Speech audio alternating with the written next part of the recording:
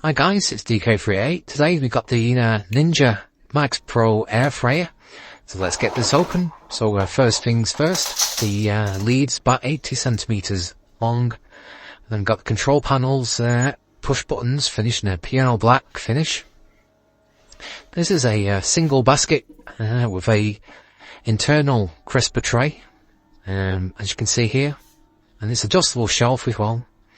So first off, the basket itself is just over 200 millimeters square and just about 120 deep with the tray at its lowest. And then there's the inside of the heating element and fan. No, that's the inside of the oven.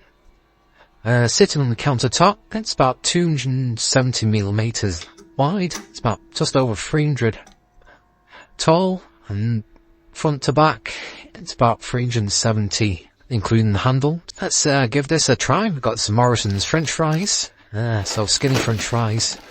It says 200 fan oven, 10 to 12 minutes. So, get these in the tray with the parchment paper at the bottom. We'll give it a 200, and then we do it for about 7 minutes, say. We'll open it back up and give it a shake and a stir. So just something to be mindful is the vent grills at the back.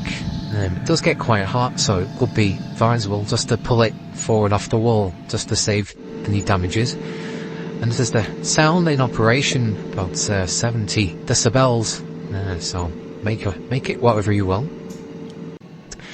Here we go. This is the first 7 minutes. Not looking too bad.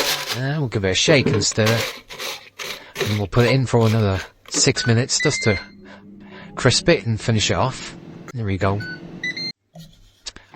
Pull it out, and there you go. Does look like fresh from the fries, Mackie D's. Give it a test with a fork. Just be careful of the non-stick coating, and just stabbing it. I can tell it's very crispy fries, and this is our tea for tonight. Some French fries, some pizzas, and some Italian salad. So dig in. Thanks for watching.